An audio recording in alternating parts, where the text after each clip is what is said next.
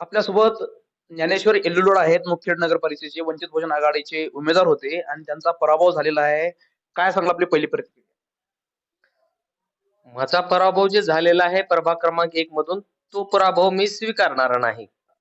आणि महत्वाचा मुद्दा म्हणजे कारण मी सायकलवर माझ्या प्रभागामध्ये मी प्रचार केलेला होता आणि माझ्या प्रभागातील जनता माझ्या पाठीशी उभी होती आणि ज्या वार्डामध्ये माझ्या प्रभागामध्ये ज्या गल्लीबोळामध्ये मी फिरलो, सायकल घेऊन सायकलवरती माझा प्रचार केलो, तेथील जनता ही माझ्या पाठीमागं भक्कमपणे उभी होती आणि प्रत्येक जण मला 20 तारखेला प्रत्येक जण मला मतदान केलेलं होतं. परंतु हा माझा पराभव जे झालेला आहे, तो माझा पराभव म्हणजे हा ईव्हीएम मशीनचा पराभव म्हणजे ईव्हीएम मशीनचा पराभव झालेला आहे.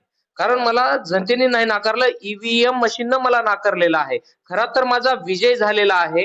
कारण सगळी जनता फुलेनगर मधली वार्ड क्रमांक 1 ची सर्व काही जे काही मतदार आहेत, लोक आहेत, त्या लोकांनी मला भरभरून प्रतिसाद दिली, भरभरून मतदान केलं.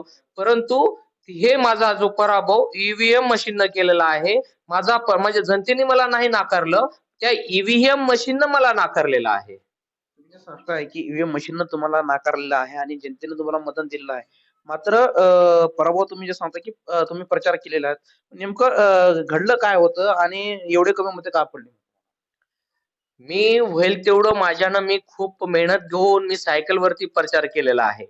आणि सायकलवरती प्रचार केल्यानंतर प्रत्येक माझ्या गल्लीबोळातला नागरिक, माझ्या प्रभाग क्रमांक 1 मधला जे काही मतदार लोक आहेत, त्या लोकांनी मला माझ्या सायकलवरती मी फिरलालेलं पाहून खरा उमेदवार हा सायकलवरती स्वतःचा प्रचार करतो, हे लोकांच्या नजरेत आलं, लक्षात आलं आणि त्या लोकांनी मला खूप असा प्रतिसाद दिला, की बाबा हा गरीब उमेदवार आहे आणि गरीब उमेदवारांना आम्ही यावर्षी निवडून देणार आहे आणि असा भक्कम प्रचंड मतदार माझ्या पाठीमागे होते, उभी होती जनता. परंतु ज्या 20 तारखेला जे घडलं गेलं, 20 तारखेला लोकांनी मला मतदान मतदान रूपी म्हणजे मतदान भरपूर प्रमाणात मला झालं. परंतु ज्यावेळेस माझ्या निकाल हाती आला, त्यावेळेस मला 142 मते पडली गेली. कारण हा मी पराभव स्वीकारणारा नाही. स्वाभिमानाची मतं 142 बी आहेत. परंतु हा जे जनता मला नाकारली आहे, हे मी मला नाकारली म्हणून म्हणू शकत नाही. कारण जनतेनं नाकारलेलं नाही. मुळात मला ईव्हीएम मशीननं नाकारलेलं आहे. तुम्ही कोणाकडे तक्रार वगैरे केली होती का बाबा या संदर्भामध्ये मला एवढं मी तक्रार वगैरे तर केली नाही. कारण जनताच मला भरभरून प्रतिसाद दिली. प्रत्येक जण म्हणतंय, "माऊली आम्ही तुम्हाला मतदान केलो.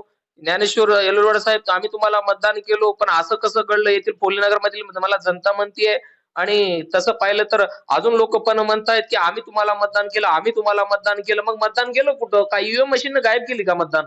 हं? तर मला म्हणायचं असं नेमकं, की हा ईव्हीएम मशीनचा विजय झालेला आहे. ईव्हीएम मशीननं मला नाकारलेलं आहे. मला असं म्हणायचं आहे या ठिकाणी. एकूणच त्यांनी सांगितल्याप्रमाणे येल्लुरवाड यांनी सांगत आहेत, की ईव्हीएम मशीननं मला नाकारलेलं आहे. म्हणतात जनतेने मला नाकारलं नाही असं सांगण्यात येत आहे.